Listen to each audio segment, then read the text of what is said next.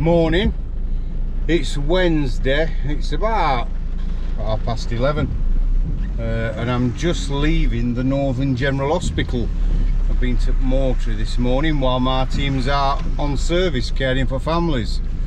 I've been to Medical Legal Centre prior to coming here, and just thought I'd put something on. What a day it is in Sheffield. It's absolutely crap. Siling it down, but keeps us all hydrated, doesn't it? That's one way of looking at it. Bringing 4 people into care at the moment, so 1 person from the mortuary at Coroner's and 3 people from the 3 gentlemen from Northern General.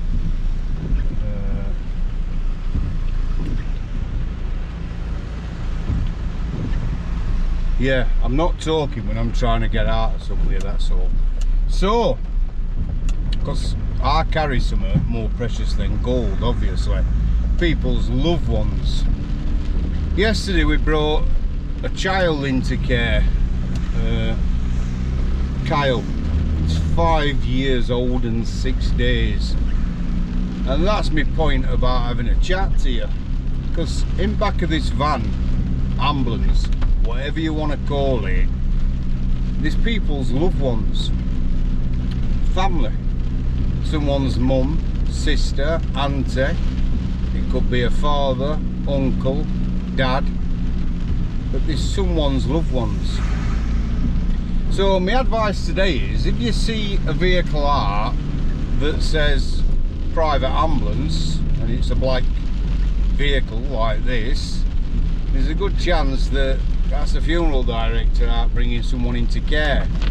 They're not always black. I mean, some have silver, they have different colours, but they usually put on it private ambulance somewhere, so it's recognisable by public. It's just that a lot of public don't realise that. They just think, oh, it's like a taxi, private ambulance, must be for a private hospital maybe, they think. And that's how people are. Well, they're not. Private ambulances are funeral directors' vehicles that they use for transporting loved ones into care. Nursing homes, home deaths, sudden deaths, hospitals, care homes, coroners, the list goes on.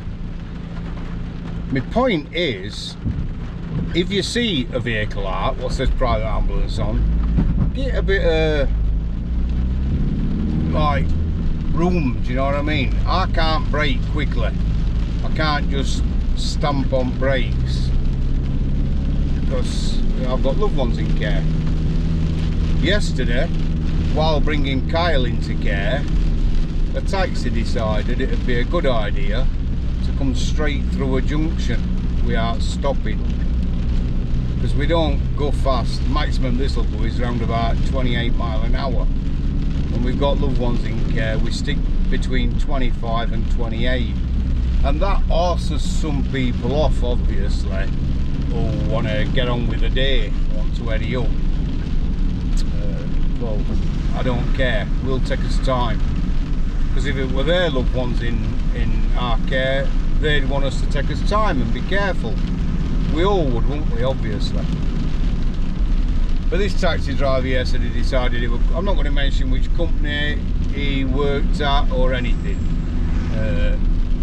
He obviously didn't know what we were doing. He didn't know we got a little lad in care. But he never even looked, he just came straight out of the junction. If it had been a cyclist, it'd probably hit him. And they're harder to see than a massive tranny van, aren't they? You know what I mean? So maybe just be a bit more considerate. You know, if you see a nurse with a coffin in, majority of people have a bit of respect and they'll let it go. They'll let it out of the junction. They're pretty much a good way. Maybe the ambulance part of funeral fleet don't get much recognition.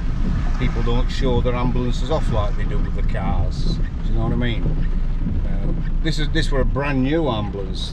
We don't have second-hand fleets. We don't have second-hand ambulances. This weren't owned by your co-ops or your dignities or another independent. This is a purpose ambulance for a funeral service, which basically, cut into chases, a van. So you buy a van and then you have it decked out in back. In back area there's an hydraulic jack, like platform.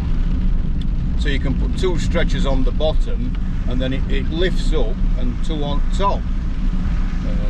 And all lights in back so you can see what you're doing, and a bin to put your gloves in, and aprons. We carry aprons. We carry equipment that we might need should we go to an hospital, a care home, and a person is leaking. So you know, we need all that equipment with us. So that's what funeral directors carry: swabs and pillars, blankets. We don't have body bags. This ambulance hasn't got a body bag in it, and it never has had, and it never will do while ever I'm in charge at company, because I hate them. I bloody hate body bags. We have a white plastic sheet, and then we have a blanket, and we have a pillow. Quite simple. Because if you were going to bring somebody out of hospital who were alive, you won't bring them in a bag. So move up, Nana, get in this bag. I'm going to take you home now. Well, Nana should be treated the same in death as she is in life.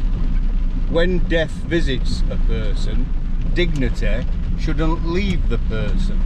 Bit of advertising there for dignity as well. Funeral service. They're probably one of the biggest funeral directors in industry. Them and cooperative group. Both good funeral. Well, the employees are fantastic at both places. I've got some good mates that works at co-op, works in co-op, and same at Dignity. I'll not mention them because the group, Dignity and the co-op, don't like that. They don't like this mention. In fact, they don't like being associated with us independents. We're like low life in industry. But this is where it all started, through joiners and builders become undertakers. So they'd undertake a job in society that nobody else wanted to do. That's why they called us undertakers. They said prostitution's oldest profession. Well, it isn't. This is oldest profession. And it's something that even some animals do. Sounds mad, doesn't it? Even some insects take the deceased out at nest. They move them. They don't all bury them like we do, or obviously not cremate them, but they're not going to worry. You don't want blackbirds with matches. You know, monkey be a nightmare. Last thing I want is our Sid to get a lighter. Do you know what I mean? It causes enough trouble as it is without him having a lighter. Sid's my dog. He's my mental health dog. He's brilliant, honestly. And a bit of advice: if you've got a dog and you want to take him in shop with you, you can do it. No matter what shop it is, you can. What you need to do is have him on a lead and walk in and just say, he's an assistance dog. I've got mental health issues. And they'll not bat an eyelid. Oh, that's fine. That's fine. I said, goes everywhere with me. Everywhere. Goes in co-op. Goes all over with me. I just say, I'll take dog in. He's well behaved. He's not going to do old. Do you know what I mean? So people actually like seeing him in shop. Go on, mate. Workman in a tranny, pickle.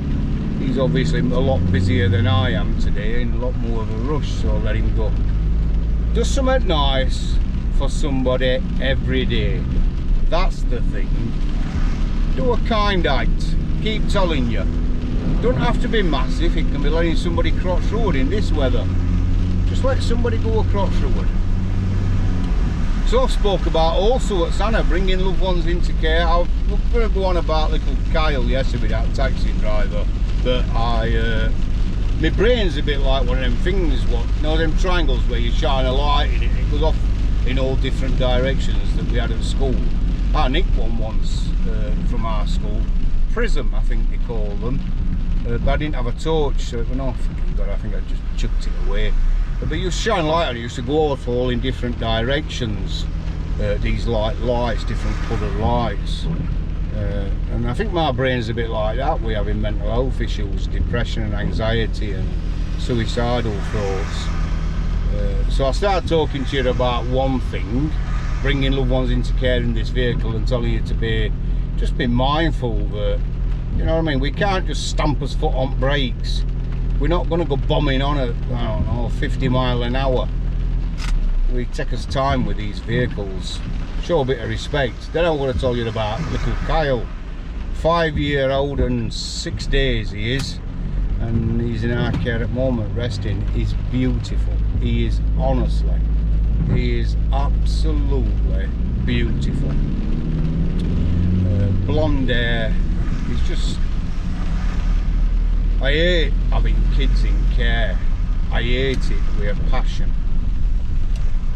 If somebody says to me, you're only ever going to do, I don't know, 4 funerals a week now, but you'll look after children, or you might do 10 funerals a week, but you look after children as well, or you'll only be doing 2 funerals a week, but you'll never ever have to look after another child again, because it's not going to happen. Children aren't going to pass away. I'd be well happy with 2 funerals a week. Because every funeral director that's watching this, if anybody's watching it, will all agree that when we get